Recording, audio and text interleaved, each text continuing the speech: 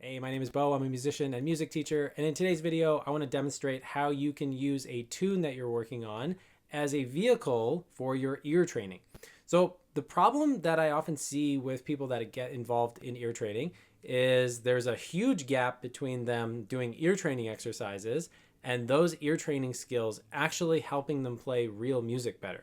So what I want to do in this video is show you how I would take both a super simple song that only has two chords and how I would use this as a bit of a vehicle to make different ear training exercises. So we're going to start the video with me demonstrating this over a very simple song, and then I'll take a chord progression from a famous jazz tune and talk about how you can apply these exact same concepts inside an environment where maybe there's a little more going on with the chord changes. So to begin with, I'm just going to choose a very simple folk song. I think folk songs are actually really wonderful to start with because you're going to probably know these songs really well if you grew up listening to these songs as a kid, and they typically have very simple chord changes, or at the very least you can find ones that have very simple chord changes. So I'm just going to use London Bridge for this song. So the very first thing I want to do is make sure I can hear the melody of the song. So this may include me actually listening to a recording of it. If you're at the point with your own musical development that you can just play the melody, then you can do that. But I want the melody in my ear as we start this. So I'm just going to kind of hum London Bridge to myself.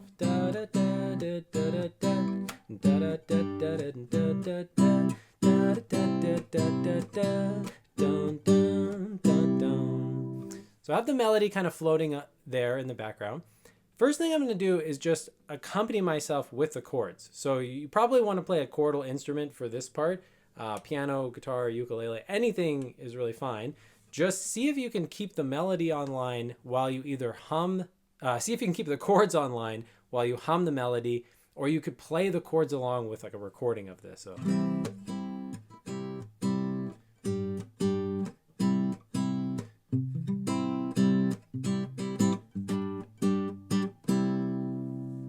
So far, nothing crazy. We just make sure we have the melody and we have some idea of what's going on with the chords.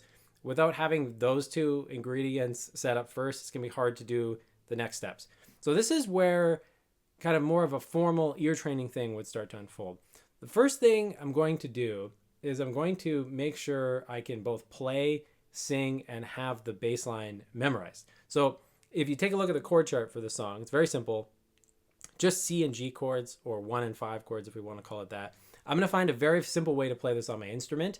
And while I'm playing this on my instrument, just like before when I was playing the chords, I'm trying to keep the melody in the back of my mind.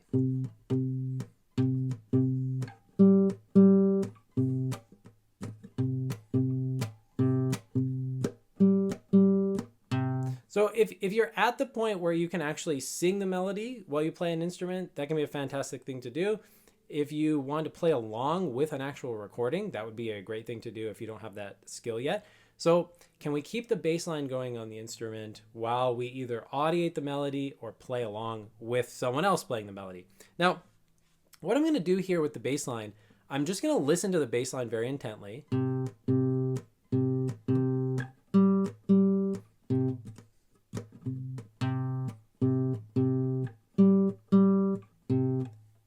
Next step is to sing along with the bass line. Dun, dun, boom, boom, boom, boom, boom. Boom, boom, boom, boom, boom, boom, boom. If the singing the bass line is going well, I'm going to see if I can memorize the bass line and sing it without the help of the guitar or the recording. Bum, bum, bum, bum, bum, bum, bum, bum, bum, bum, bum, bum, bum. And we're singing it to make sure that we can really drive the thing into our ear. I'm actually not that concerned when I'm doing stuff like this of the singing quality or training my voice as a singer or anything like that. It's just really for the ear training benefits. So now I'll go back to the song. I might put a recording on or play the chords. Can I sing the bass line along with the recording, or can I sing the bass line from memory while I hear the melody going on in the background? If all of that goes well, the next step is to start associating the names of the chords and we can do this in a few different ways, but we want to start associating all of the labels with the thing that we can actually sing. So if you look at the chord chart here, we have C's and a bunch of G's. So I might go through this and go C, C, C, C, G, G, C, ba-da-da, C, C, C, C, G, G, C. I could do this with the chord functions. I could go 1, 1, 1, 1, 5, 5, 1, ba-da-da, 1, 1, 1, 1, 5, 5, 1. So you should use the note names of the chords. You should use the Roman numerals, the actual functions of the chords. Is this a 1 chord or a 5 chord? If you're studying any kind of movable solfège, this would be a great thing to tie into this here. So I could go do, do, do, do, so, so, do, do. But the key here is that I'm not that worried about the note names, the solfège, and the note names, the solfège, and the harmonic functions. It's great to know that stuff, but what's way more important is that I can actually sing the thing from memory. Because the label, if I'm just labeling the name of a note on the guitar, there's no audiation in that. There's no sound in that. So again, labels should be referencing actual sounds. So that's why we want to start by just grab the bass line, make sure you can play it, make sure you can sing it. Once it's able to be sung from memory, then really go after all three. The name of the chord, so we could use the note names C and G, interval function 1 or 5, and the movable solfège. All those three things are wonderful to learn. I highly recommend you learn all of them. And this is kind of how you make the connection between your ear and the label. Now, in the beginning, I was playing the bass line on my guitar. I wasn't necessarily trying to figure out the bass line from someone else playing it. So I could be aware, okay, the bass line is C and G in this case, but I'm not going to really worry about going off the rails with the theory until I have the thing memorized. So that whole process would probably just take me a couple minutes, and that's where I would start. So melody and chords, seeing if you can sing the melody while you're playing the chords on a basic instrument. Even a ukulele would be fantastic for this. Then I'm going to move into the bass line. Now the next step, I'm going to start doing things with arpeggios. You could think of these as tonal patterns if you want, but I'll show you two potential different ways you could go. What if I chose 2 notes of each chord and tried to make an exercise where I'm almost making a little accompaniment exercise. So I'm going to take the root and third of each chord. So for the C chord, I'm going to take the C and the E. And for the G chord, I'm going to take G and B. And right now, I'm not that worried about making sure the theory is razor sharp. I just need to be able to play it on my instrument in time. So I have 2 C chords, bum, bum, ba-dum, and then a G chord, bum, bum, and then my C chord, bum, bum. And again, I'm just doing the root and the third, or if you want to just think about it as the C and the E for the C chord, and the G and the B for the G chord. So I'm going to play along with my instrument. So bum bum bum ba dum bum bum bum bum bum bum ba dum bum bum. I'm changing the rhythm of the song a little bit. Yours might be very straight up. Dun dun dun dun dun dun dun dun dun dun dun dun dun dun dun. That's fine. Just bring the thing to life a little bit on your instrument. Then start singing along with your instrument.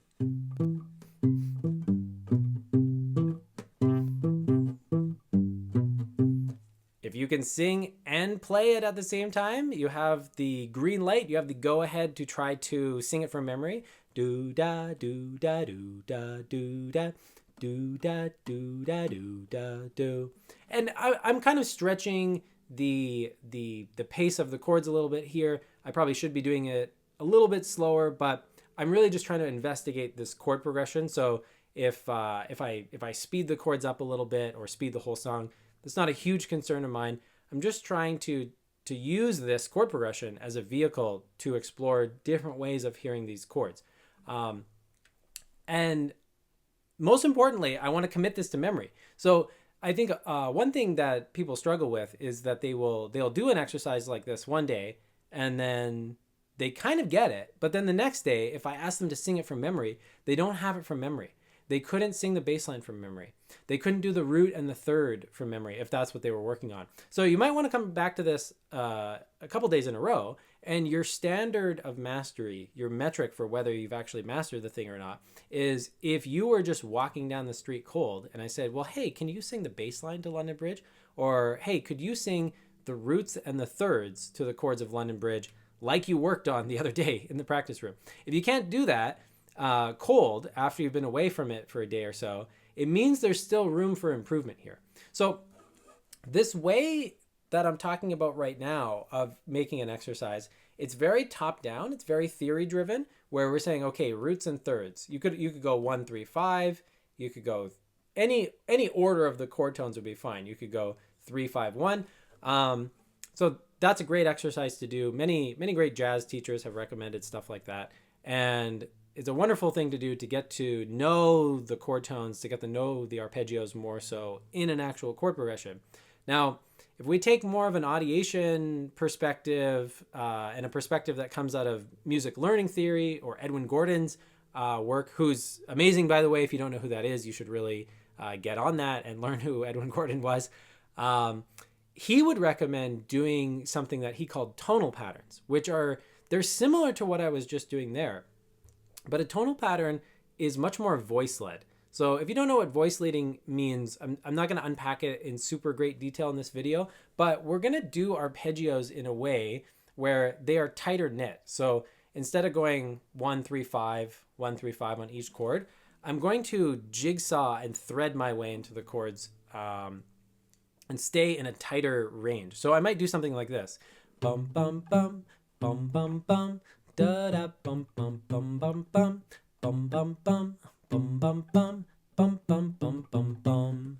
Again, I'm going to play it, see if I can sing it while I play it. Then I'm going to try to sing it from memory. Do da da, do da da, da da da da, do da da, do da da, do da da, da da da da da.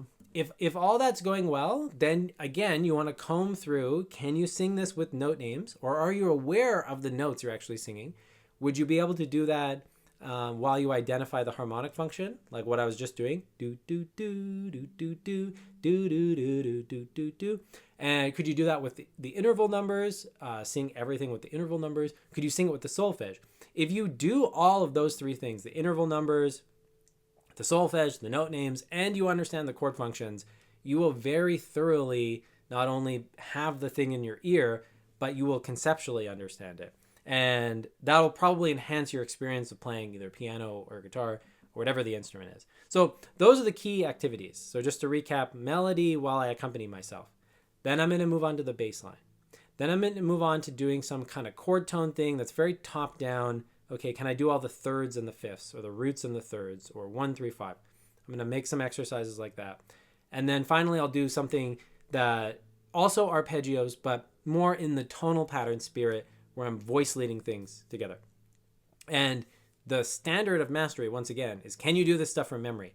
There is not a huge point in doing this for like 45 minutes, and then the next day you don't remember anything that you do. So what I would do is I would take something small like this, 10 minutes, do it 3 or 4 days in a row, get the thing in your memory, take a few days off, then see if you can just do this all from memory. And that's really the power that this has in terms of an ear training benefit. It not only will make you do ear training things that are more directly related to chord progressions of actual songs, the getting them in your memory and using retrieval practice, using active recall, trying to force yourself to do it from memory, that's what will really drive this into your memory as something that you'll hold on to for a long time, and that'll influence your musicianship. Okay, so we have reached the end of doing it with London Bridge. Now, how would I do this with maybe a tune that's slightly more complicated, that has more chord changes? And the answer is, I really wouldn't change anything. And that's why I love this system so much, is that you can do this with a 7-year-old who's first learning how to play piano, and they're learning how to play Mary Had a Little Lamb, which has the same chord progression, by the way. You can also do this with people that are studying jazz in university and doing crazy chord progressions. It really doesn't make a difference. So I'm going to put up the chord progression to a song that I wrote that is awfully familiar to the chord progression of Autumn Leaves. Now, to the best of my knowledge, Autumn Leaves is still copyright protected, so I won't be singing the melody in this lesson. But if if hypothetically I was working on my song or Autumn Leaves or whatever the song is, I do want to start the process by just getting the melody in my ear, playing the chords while I'm kind of either playing along with a song or singing the melody. And so to learn that, you may need to just listen to the recording a lot and sing along with it. You could use the sheet music too. I don't really think it matters that much. Just at the end of the day, can you sing the thing from memory? So get the melody in your ear, start your practice session with the melody. Then I'm just going to start by playing through the chord progression of a small part of the song. So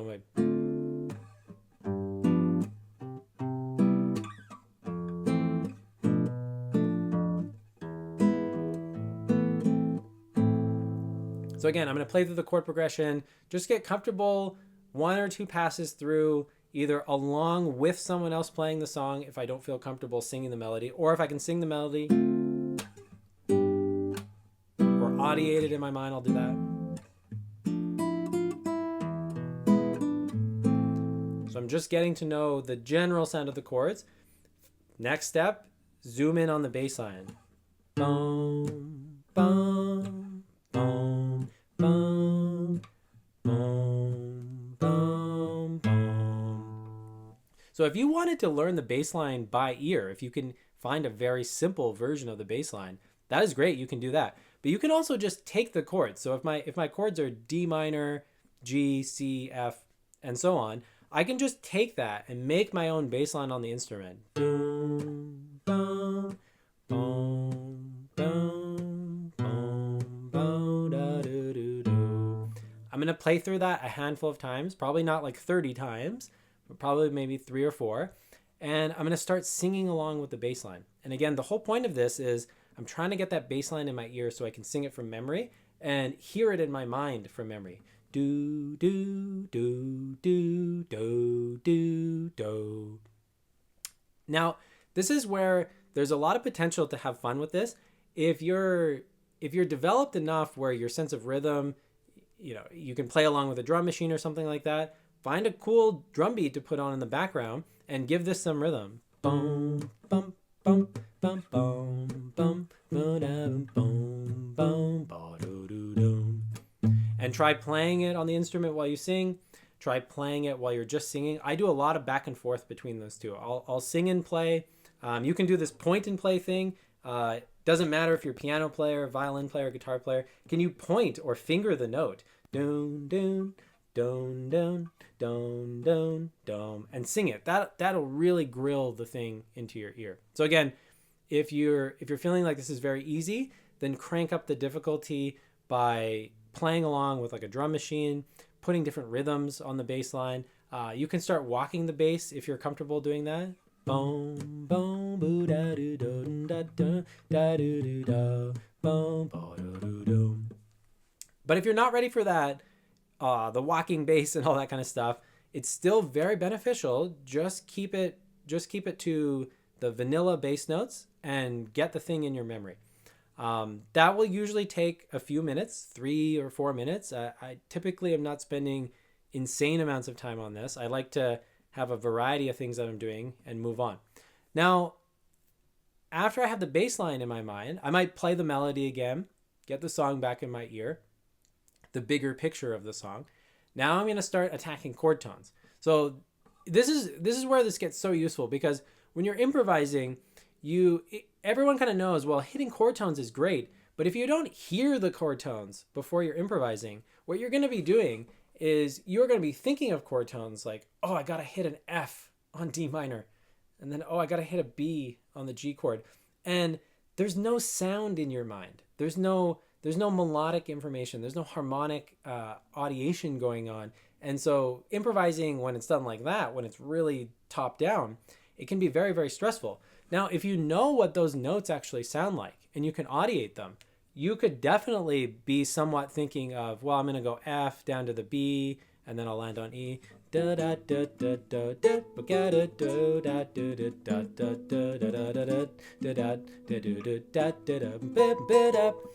there, I've kind of hit a point where in my own playing, thinking about the chord tones is not really different than just playing by ear. But in the beginning, what people tend to do is they approach it way too theoretically first, and they don't know the sounds of what they're trying to do. So this is why this exercise helps so much. Can you just take the thirds of this chord progression? Da, da, da, da, da, da. Can you actually sing the thirds of the progression? Da, da, da, da, da, da, da, da, da, da, da, da. And again, what you're going to do is you're going to play the thirds on your instrument. So you may not be completely doing it by ear at first. The first pass through, you're kind of figuring out what the thirds are. Well, there's my third and there's my third. But after you get the hang of it, you're really just trying to connect with the sound so much. I'm not at this point thinking F and thinking B and thinking E. I'm just trying to sing it. Da, da, da, and so on. And then I'm really looking for that final stage. Can I sing it from memory? So I think when you're doing things like this, it's totally fine to put a backing track on that's playing the chords, or if you're comfortable accompanying yourself on the piano or the guitar, you can just play the chords. So that's fine. But do something where the chords are on in the background so you can hear the harmonic backdrop, you can hear the harmonic context. So I might go through all the thirds like that. Now, after I've done that, depending on where one is in their development, it may be appropriate for you to try to connect the thirds. So maybe da da da da da da da da da da da da da da. Now, if that just seems completely out of your reach right now, I wouldn't belabor the point. I wouldn't kind of bash your head against something that's very, very challenging. I would try to make this accessible. So if doing the thirds is good and maybe improvising on top of that just seems insane, then just move on to the next thing. And this is how I would start to get a chord progression in my ear from many, many different angles. Now, the last thing I want to talk about, because you can kind of carry that exercise on. You could do, okay, what about the roots and the thirds, or the roots, the thirds and the fifths, or what if I did patterns where I voice led things. The thing that I see in terms of people failing at this or not getting maximum benefit is that people jump around too much. So what they will do is, like, day one, they'll do the bass line, do some kind of arpeggio thing, and then they don't return to what they did. The real benefit of this in terms of your ear is getting this stuff into your memory. So I would encourage you to take a exercise. Maybe you do the bass notes and the roots and the thirds, and start to play it on your instrument, start to sing along, start to be able to sing it from memory. But then do it for like 3 days in a row, and then test yourself cold on that fourth day. On that fourth day, can you sing one of those exercises while you're walking down the street and you can visualize it on your instrument? Until you've hit that point with an exercise like this, I would not let it go. Now, something like this should not take you 2 months to learn how to do. If you're not able to pick up one of these little exercises, so like singing the bass notes, or doing the roots and the thirds, or the thirds and the roots, or whatever you're going to do for the arpeggios, if you can't pick something like that up in a few practice sessions, it basically just means it's too difficult for you at this point, and you need to find some way of simplifying it. So again, start with the bass notes definitely first, and then I like going for the roots and the thirds after that. But make it manageable on yourself. And then specifically, build yourself a little routine out of this. So first few days, it's roots, just the bass notes, the roots. And the next couple days, you've incorporated the roots and the thirds, or some kind of arpeggio, tonal pattern kind of thing. Once you have something like that memorized, make another version of it. So maybe this other version, you're going to go 5-3-1. You're going to flip all the arpeggios upside down, run the same process, get it into your memory, but keep coming back to these things. And this is the reason I think when I was in my 20s, there were definitely people recommending that I do stuff like this. But when I was in my early 20s, I would kind of do this for a day or two and then think, well, this is kind of interesting. I can see, where this is going, but I wasn't really getting the maximum benefit from it. And the reason I wasn't getting the maximum benefit from it is because I just did it for a day or two, and then I moved on to something else and never reviewed it. So what I would do is take, if you're a jazz musician, This is the benefit of jazz standards, is that we have these jazz standards that are vehicles with common chord progressions that we can work on these things. I might make a series of exercises for myself to work on over autumn leaves that I work on in kind of rotation. So I'm going to keep adding new stuff to it. And maybe I take a break from some of the earlier stuff. Maybe doing the bass line in the vanilla form is so easy for me. I don't need to do that every day. But this is really what people struggle with, is the sequencing of things. So knowing how to repeat things, but not in a way where you do it every day. And so if that topic is interesting to you, there's a couple videos on my channel I recommend that you watch, especially about the spacing effect. So learning about why taking breaks is useful, but then also about how to schedule your planning. So I tend to do things like this in monthly cycles. So I'll work on something like this 3 days a week for like a month. Then I'll take a few weeks off and I periodically review it in subsequent months. And that's a really nice way to organize this stuff, so that you're not only learning fundamental skills and they're growing, but you have some system for reviewing them. And I don't think it's that important that you follow, the system that I'm talking about or whatever, but you need some way of reviewing stuff. If your educational plan consists of you doing something for a day or two and then never returning to it, you're not going to get maximum value. And this is one of the reasons why when people simplify their practice routine, they get a lot of mileage out of it, because with a simplified practice routine, you tend to review things. Now, in my experience, I am someone who needs a lot of variety, but I just benefit from knowing how I can review stuff. So, make a little bit of a plan for yourself if you find this interesting. And I would suggest by just starting with a couple tunes, maybe 2 tunes like this is good. You could do 1 tune Monday, Tuesday, Wednesday. You could do the other tune Thursday, Friday, Saturday, and just rotate like that for a month, and then put those tunes on the back burner and start a set of other tunes with these kinds of exercises. And over time, this will really help your ear. Now, I'm showing kind of simplified versions of this. So the version of London Bridge that I did was obviously very simplified, which would be great if you're a beginner. Even the jazz thing that I showed is kind of, I would say, beginner intermediate kind of thing. But if you're a more skilled musician, you can really take this off the deep end. If you take a tune like Autumn Leaves, or that standard chord progression, can you just on cue sing ninth chords through the whole song? And doing things like that, it'll make it so you're not reliant on. I'm definitely a big fan of all kinds of ear training programs. There's lots of great stuff out there. There's apps for training your ear and stuff like that. But you can also just make your own ear training etudes. And what's really going to make them beneficial is that they get in your memory and you review them over time. So hopefully, that gave you some ideas for what to actually do in terms of using the chord progressions of songs as vehicles for training your ear. But what I would hope more so than anything that stuck is the importance of actually singing things from memory, and being able to sing things, 5 days later, having not practiced it. Being able to sing something after you've taken a few days off cold is a much better metric of where you are in your ear training with a specific exercise that you gave. If you can only sing something right after you played it on your own guitar or the piano, it's a sign it hasn't kind of percolated down into your long-term memory.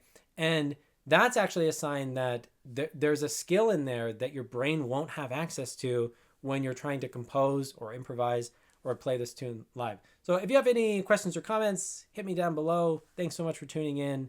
Have a wonderful day.